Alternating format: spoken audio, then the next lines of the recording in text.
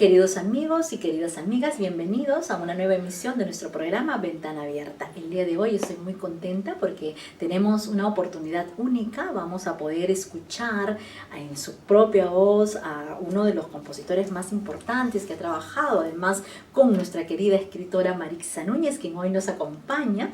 Él va a conversar con nosotros acerca de un libreto de ópera que se titula Una espera inesperada, y estamos hablando del compositor finlandés Markus Fagerudd. Maritza, cuéntanos un poco acerca de Markus y el trabajo que realizaste con él para esta ópera, y más o menos hacernos una sinopsis para que la gente pueda luego entender lo que Markus va a explicar a continuación. Bueno, sí, he tenido la suerte de trabajar allí en Finlandia con compositores muy interesantes, cada uno de ellos con una trayectoria muy importante y con estilos muy distintos, con mundos musicales muy distintos. En el caso de Markus Fagerudd,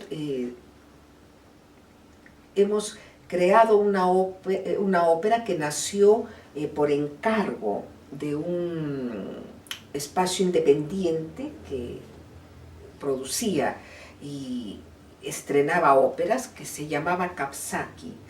La obra se titula Una espera inesperada y bueno, la historia es muy sencilla. En los días en que este volcán islandés erupcionó y se cubrió el cielo de cenizas que hicieron que muchísimos vuelos en Europa se tuvieran que cancelar, una pareja se encuentra en el aeropuerto de Ámsterdam, Víctor y Bárbara. Él es médico cirujano y ella es actriz. Es actriz, intérprete, especialmente en musicales, ¿no? Inicialmente entre ellos ocurre una pequeña anécdota, una confusión. Ella cree que él ha tomado un bizcocho suyo y en realidad no ha tomado nada. A ella se le ha caído al bolso en el momento en que, muy agitada, torpe, ha tomado el teléfono celular para responder una llamada. Esta relación, que empieza con antipatía, va transformándose. Los vuelos se postergan una vez, otra vez y no hay cuándo salir. No hay cuándo salir, ¿no? Finalmente surge entre ellos una relación, un affair muy breve, un encuentro de dos seres humanos donde cada uno va abriendo los momentos dolorosos. Ella tiene un marido enfermo con cáncer, una hija adolescente que tiene enfrentamientos con ella, y él es un hombre que está separado de su mujer, tiene un niño pequeño, no va a alcanzar al cumpleaños de su chiquito, Víctor, no va a alcanzar porque no hay vuelos, y en el caso de ella está a punto de perderse un estreno, y para ella, una mujer dominante, eso es inconcebible, ¿no? Que cambien, que la lleven aunque sea corriendo, pero ella tiene que llegar a su estreno.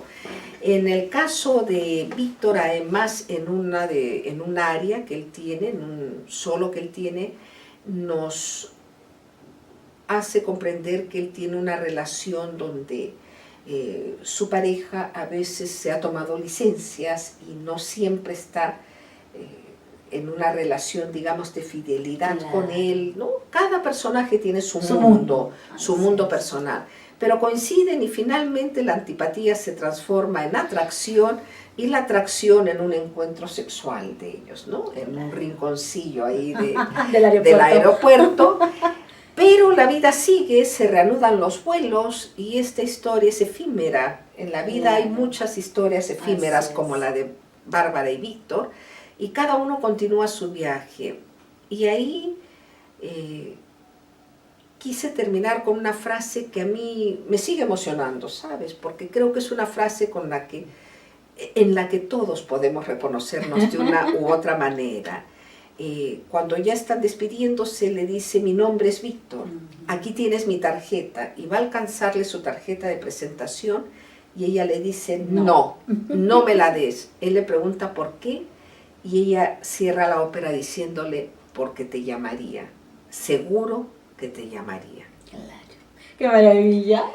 Esa es una historia con mucho de comedia y como Una comedia tiene lágrimas es, y momentos de exacto. tristeza. Y además muy de cotidiana, con desnudez. temas que Sí, realmente a todos nos sí, tocan sí, y nos sí. vemos identificados y reflejados Así en cada es. una de estas óperas, ¿no Eso es cierto? Y ahora tenemos la suerte de tener al compositor, a Markus que va Fagerudd, a que nos va a comentarnos. comentar sobre esta obra y ustedes podrán ver aquí algunas escenas también, así que los dejamos para que disfruten. Muchas gracias, Maritza, como siempre, por la deferencia y te esperamos en un próximo programa. Muchas gracias, Eliana.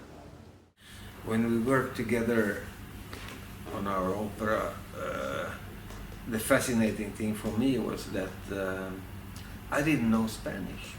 So it was a completely new language to me. Okay, I have heard Spanish and I can use a couple of words, but I can't speak it. And that, of course, was a very special way of writing music too, because I didn't have an strictly emotional touch to the language in itself.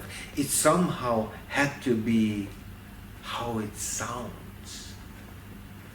And then afterwards I could check what it means. So I had to dig in to the libretto by hearing the sound of the language.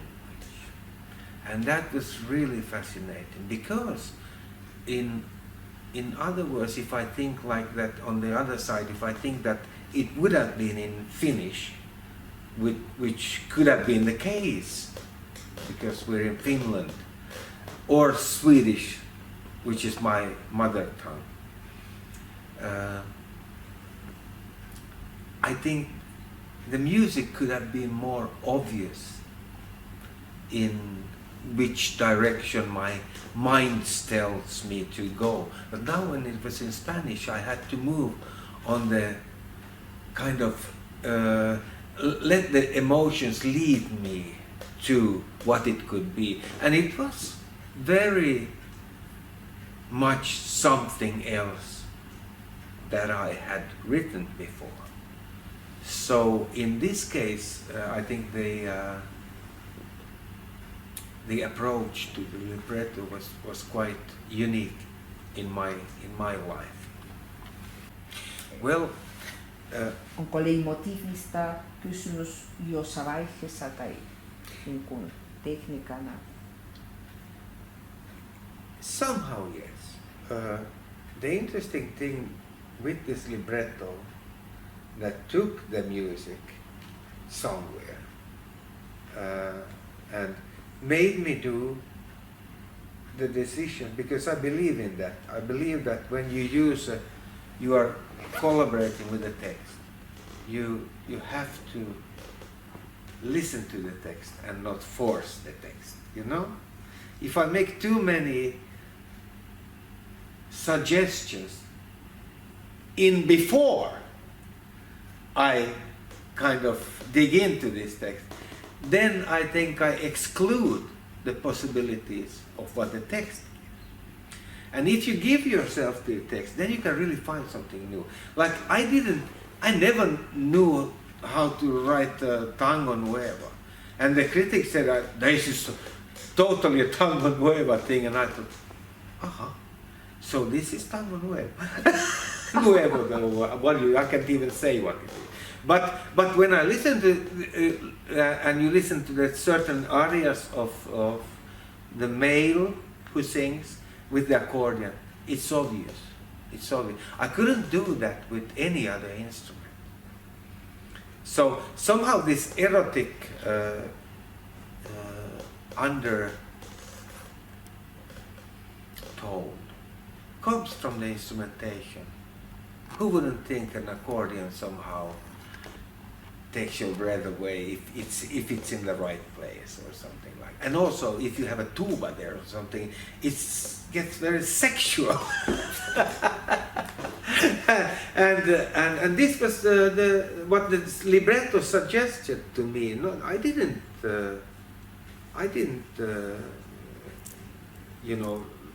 entwickle that. It was written there. So it was in the undertone was under. It was just there to be discovered. if you want. If you don't want to listen to the libretto, then okay, then forget it. It's not going to be what the writer thought it would be in that case. And I think in this case we came quite close to the writer's intentions too about this situation, because it was a surreal thing that happened in the world when the Icelandic volcano threw shit in the air. So, and people were stopped, you know. They were not able to move all over Europe. So the situation was very surrealistic, something you couldn't really imagine. Okay, nowadays we could, perhaps, because we have lived it once, so we can think, okay, it can happen. Before that, we only read it in historical books, you know, about Pompeii and everything. But suddenly it can happen, and people are there, and different things start to happen. And that was written in the libretto, if you wanted to read the libretto very carefully. And I read it very carefully because I think I read it about half a year before I started to compose. So I just learned it, you know. This could go there, this could go there, this could be this. Oh, and then we could, you know, because I like very much the music I like to write is somehow always going. It no matter what, you stop it or something, but you have the feeling that it is proceeding, and you can't really do that if you don't go through it very sincere before you start to compose. You have to know the libretto. That's the main thing. You have to know the story you are writing. The writer knows the story, and it doesn't come easy for the writer either. You know, the writer has to find the story, and the composer has to find the writer's story too. And they both have to find the story. Theater has been my main thing since I was very young. I was 19 when I started in a professional theater to work as a musician. So, oh yeah, working with different directors and studied very much different styles of because, you know, theater is always to make it real, to make it kind of you and me sitting here talking. We have to go through very many stages of finding that natural way of sitting and talking and make it interesting, because it's never natural in that sense. The natural has to be built, and so also in opera. But I think there is a possibility to write opera somehow that you leave the obvious cliches of writing opera. So you don't get the opera disease, you know what I mean. When you start to write opera, you don't get the disease to write opera. I'm writing opera, you know, and writing something that has been for a while in our human history. This is a way of expressing things. And when the libretto suggests things that you really can absorb and think that I know how you're gonna say it. I know. Then it's really fantastic, you know, when you can jump into these different people. How would she say it? How would she explain now that she actually thinks that this? So it's building a character more than just building a music. Somebody would laugh and say, "Ha, of course it's only music," but I say, yeah, but in that music there has to be a very strict understanding of the psychological situation. Where does it lead to? So when she starts to rehearse, it comes sort of to her as she would, invent it. Then it's okay. If the singers have to deal with it, how should I do it? It's not built in the melodic line or something. Then it's just going to be, well, if you want to have it some way, write it in that way. If you mean it, write it. And that's, of course, comes to what you said about the small things that suddenly, and the comical things that suddenly turn, and people start to show their inner life. This is how we work. I don't think anybody, when they lie on their last bed, says, "Oh, great that I was this big guy inventing life." I think we think that, why couldn't it have been nice to that neighbor boy this one time when I was 8 years old? Why did I have to say that? And what did I do for my fellow man? Exactly. So these questions, I think, when we keep them in, when we do our art, then they suddenly start to marinate the emotional, not obvious emotion, like you said, not this all the time, but this what we carry inside of us, and our secrets that make me and you and you. So I think it's very important to really deeply try to understand the libretto before you start to compose. If you think of Jonas Kokkonen, Finnish, he wrote 16 years, The Last Temptations. It's a good opera. Like my friend Pauli Hannolo said, when somebody was arguing about it and saying, well, it's this and that, and said, stop. It's a classical. It's out of the discussion. And that's true.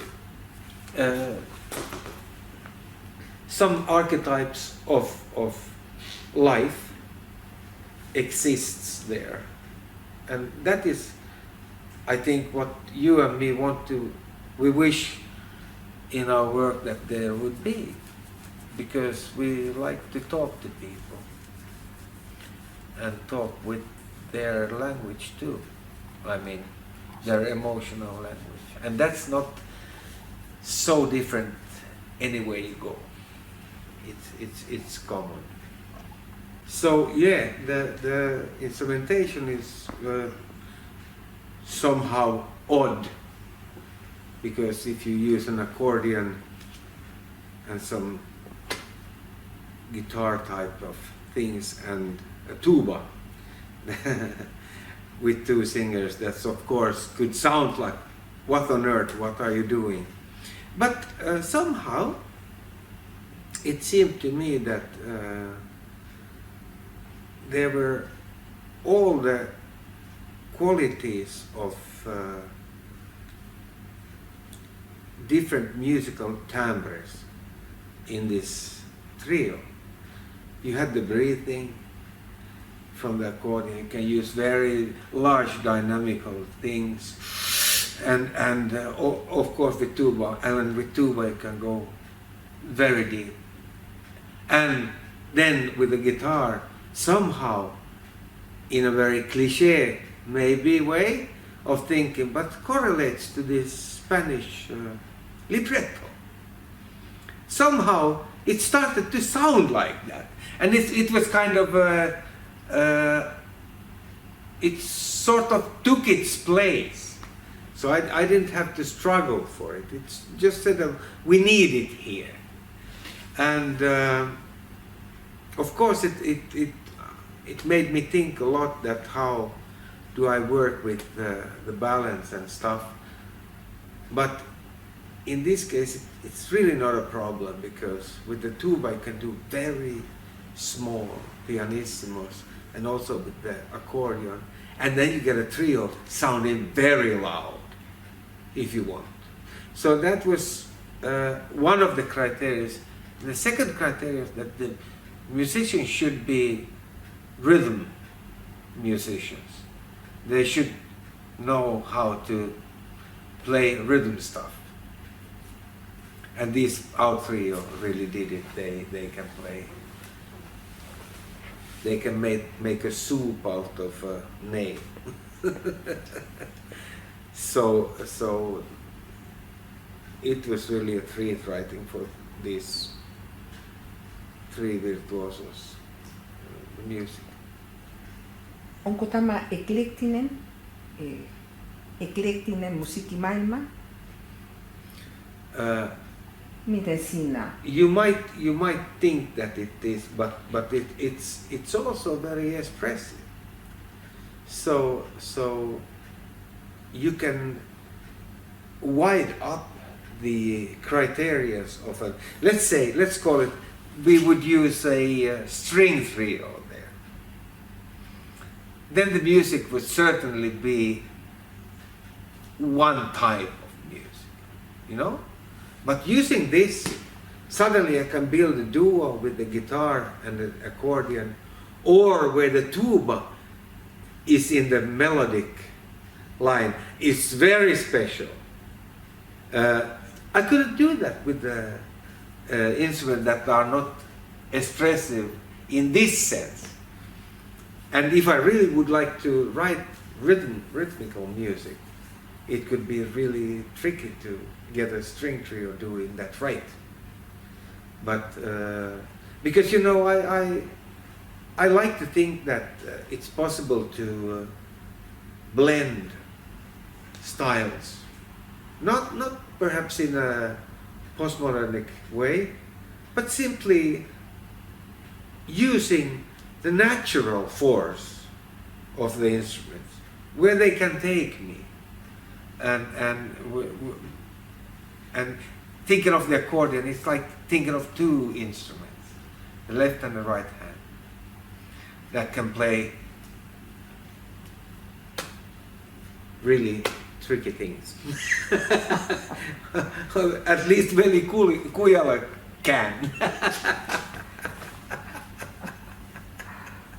One thing that is perhaps we composers tend to forget to talk about is the naive ideas. I mean, a work,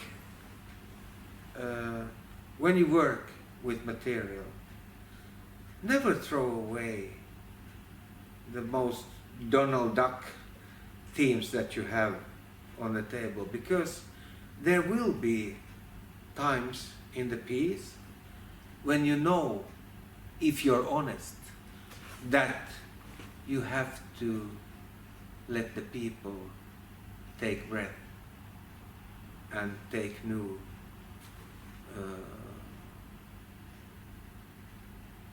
speed, and you shouldn't be afraid to be banal, because that somehow is your true self.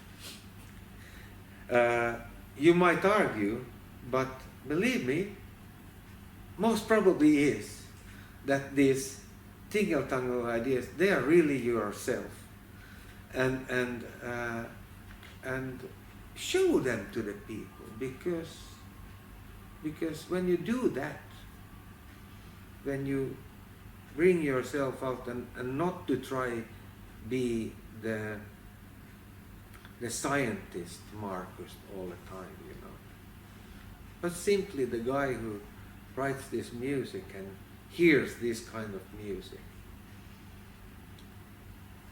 It's called honesty, and the piece of art can only breathe if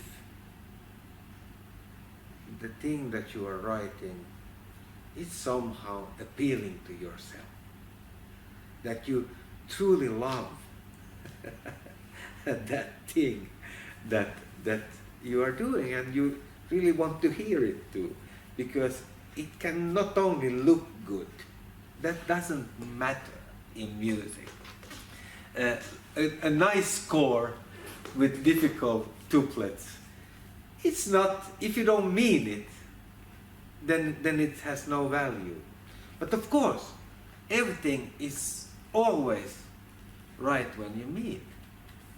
And my thing here is not to try to tell that people are not doing it, but I'm just trying to tell that as a listener, and as a listener, you hear when it's not true.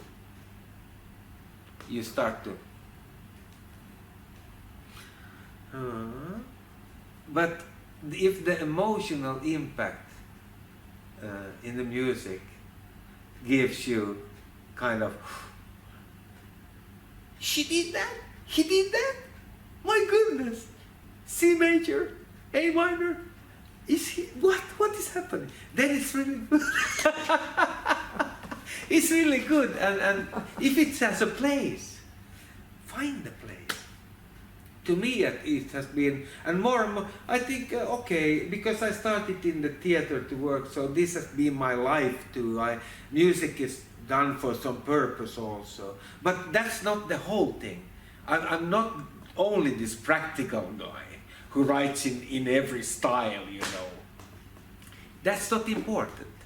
But it's important to know that you can see in the horizon where you need what. That everything is not the same piece of meat or anything that you are just pulling through. That you really see where you have to open up, where you need the sun, where you need the rain, where you need the grayness. That's easy. But where you need the colors. So these aspects of music, in opera especially, opera eats anything. So be careful. mean it, and it will success you. It will be a success. But then you can use whatever you want, but mean it. Not for effects or anything, but go with the dramaturgy. Read the libretto carefully over and over again, so you can read it from anywhere. You can start anywhere in the piece and you know what she will say, what he will say. Just know the text. Do your homework all the time. Don't go above the text, don't go under the text, go into the text. Kyllä tämä nyt tarvitsee sarjallisen jakson tässä. No jos se tarvitsee, kirjoita se, mutta se ei voi olla premissi. Just, että mä teen aina näin. Älä tee aina niin, koska libret on aina erilaisia. Mä odotan niin kauheasti, että mä saan ton Lorcan. Koska mä oon ihan varma, että nyt mulla alkaa uusi elämänvaihe. Mä lopetan teakin vuoden päästä ja palaan taas vaan työhuoneelle kirjoittamaan musiikkia. Mä oon ihan varma, että me keksitään nyt sille se paikka, minne tää viedään. Mä nyt kun laittaa perseeni työhön. Ja tehdä. Niin silloin me saadaan se. Sitä me tehdään. Koska niin kuin sä Alfonso sanoit, niin se on tämän ajan. Se pitääkin olla poliittinen. Se pitääkin olla siis, että nyt ei lässyn lällyn jutut ja fantasiat reeninkullasta, se ei nyt riitä. Nyt täytyy mennä. Miksi ne muuten heitti Heiskasen ulos, jolla oli hyvä idea siitä finanssimaailmasta? Nyt se olisi ollut ihan liberaali, kapitalistisen ikään kuin maailmankuvan, ikään kuin minne se nyt on menossa. Se on just menossa siihen, tai me ollaan jo siellä. Me ollaan jo siellä. Rikkaat ukot johtaa maailmaa. Kyllä. Ja maailma on koko aika niin kuin... Et siihen tarvitaan anarkisti Lorca ja anarkisti jengi. Tuli muuten hirveän hieno dokumentti anarkismista eilen illalla. Kannattaa katsoa Minä katson arenasta. se englantilainen poliitikko, joka kävi Syyriassa, jossa niillä oli jossa ne oli perustanut semmoisen koko yhteisön ikään kuin tämmöisen, jossa oli kristittyjä, muslimeja, mitä, you name it, kaikki hommat. Mutta niillä on yhteinen niin kuin hallinto siinä kylässä ja ne käy läpi. 40% oli naisia siinä edustussa. Siis kaikki tämmöiset todella edistykselliset asiat, anarkistisen vireen juttu. Joo, se on niin aktuaalinen ja se tuo hyvin olennaiset kysymykset takaisin. Kun maailmassa tapahtuu joka päivä.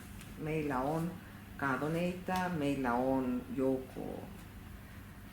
Oletko kuullut sen, ootteko te kuullut tuon George Crumbin Lorca, nämä fragmentit siinä Madrigals-kirjoissa?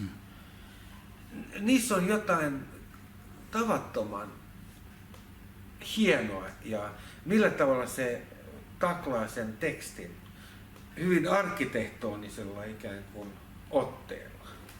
Että esimerkiksi runo, death is watching me from the towers of Cordoba. Ja miten se rakentaa näitä pylväitä. This would be very interesting for This would be very interesting to dig into how composers build. George Crumb, for instance, how he builds up with the harmonic pillars the towers of Cordoba, and how the death is watching this guy running. Death is standing and watching from the towers of Cordoba how the small people are running for their lives. This is very interesting. Or the other poem that, hey little horse, where are you taking your dead rider? You can see it. It's a visual thing from the music. That is of course very important in opera. Very, very important that you can, with the music, help the directors to go in the right direction. I mean, you have to somehow direct it yourself when you write it, even though it would be something totally different when a director does it. But you really have to have a picture how this story is put on stage, even though you perhaps don't share it to the director or something. Sometimes you do if it's necessary. Somehow it must be possible to also do that. Just to listen to the piece, what the text and the music has to say. Like in a Hörspiel, you know. So if you listen to the radio with the play in the radio, you see it. You see the room, you see everything. You read the book, you see it. You know. I know what he's like, and then they make a movie and they don't look at all like that. You're but I mean, really, these things appeal to us because we carry this. If I say to you, no, let's listen to Beethoven's Fifth Symphony and with a big orchestra, and I say.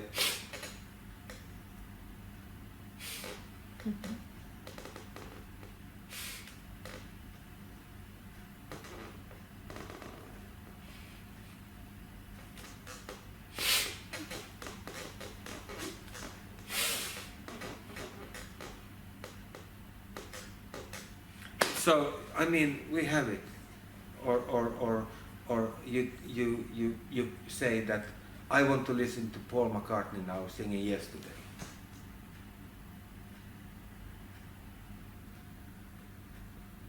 He's there. So, of course, our mind works like this all the time and builds up because everything what we lived is there, and somehow perhaps that's the meaning of our life, to collect that.